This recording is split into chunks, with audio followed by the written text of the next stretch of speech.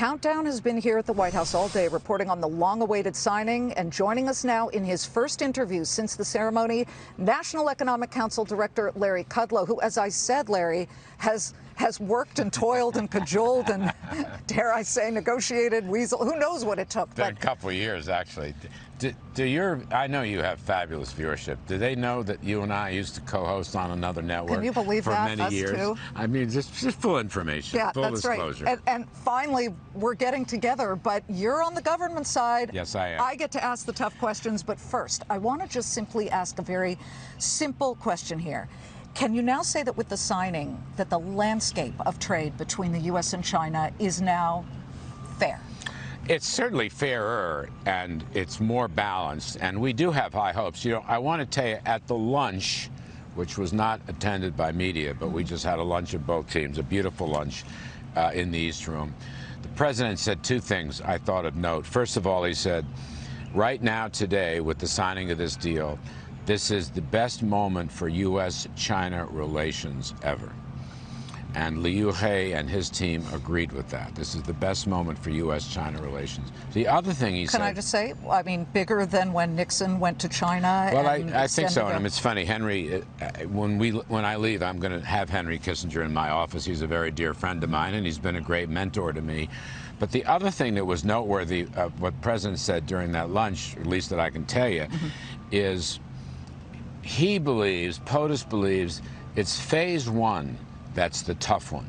And he feels that phase two will come much more easily because we climbed the mountain for phase one. This has never been done before, ever. It is a historical moment. Now, people will say, is it going to work?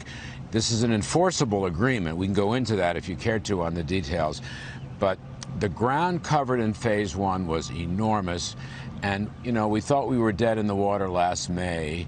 And we've come back from that, both sides working very hard to get it done. And the changes in phase one, I mean, we should talk about the IP changes and the broad base of American exports, the 200 billion number. You know what's in there? It's not just farm stuff, 40 to 50 billion. It's $75 billion of manufacturing, okay? It's $50 billion of energy. In fact, POTUS assigned me the task to make sure we can move the LNG into China. Liquid natural gas. At the lunch that we just had. So you want China to buy It's also more $40 billion of services, mostly financial services. Yes, and Liu He, the vice premier of China, agreed to that. I mean, they need our energy. We'll probably wind up selling them not only nat gas, liquid natural gas, but we will also sell them a lot of coal, and we were talking about the best routes to do that. So this covers, I'm just saying, it's a very wide panoply of activities.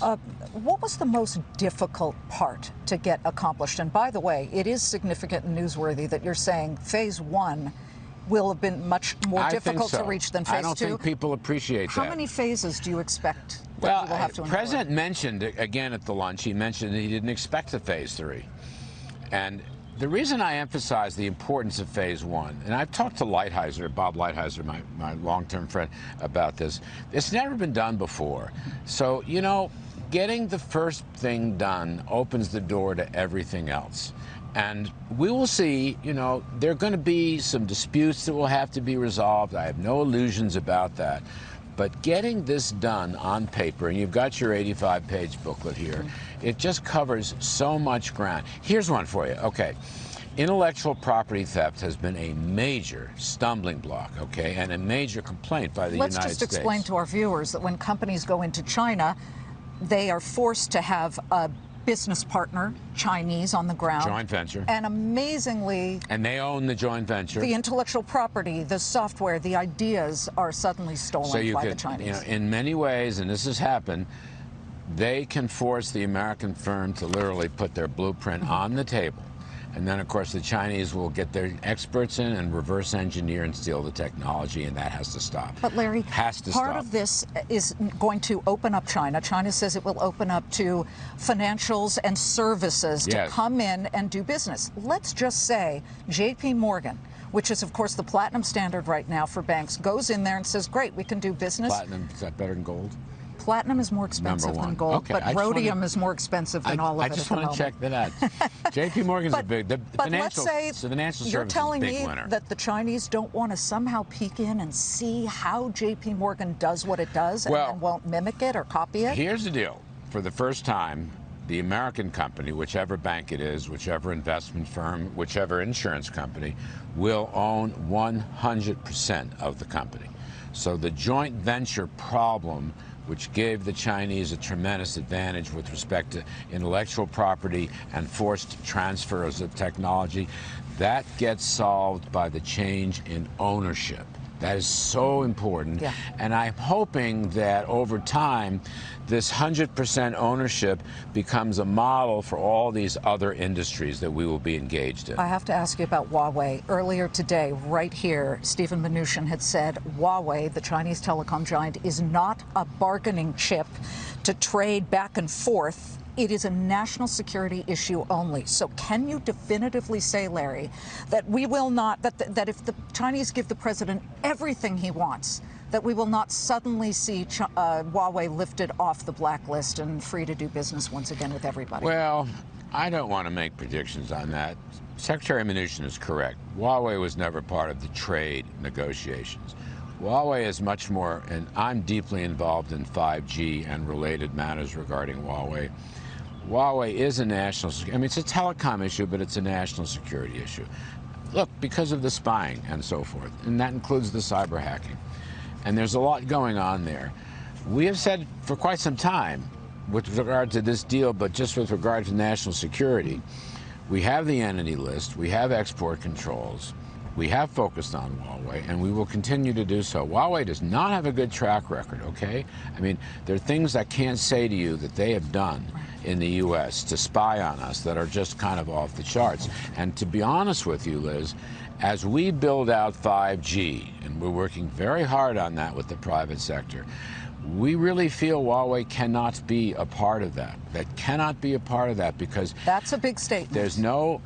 We've learned with all the inventions and innovations in software and computing power, what we used to think were just a bunch of dumb radar antennas, far divorced from the core data processing parts, no more. And you look ahead 2 or 3 years, and all the smart companies in this country, and they have been fabulous with us, they all know you can't make those distinctions. So the Huawei story is going to be a very tough, well-enforced story.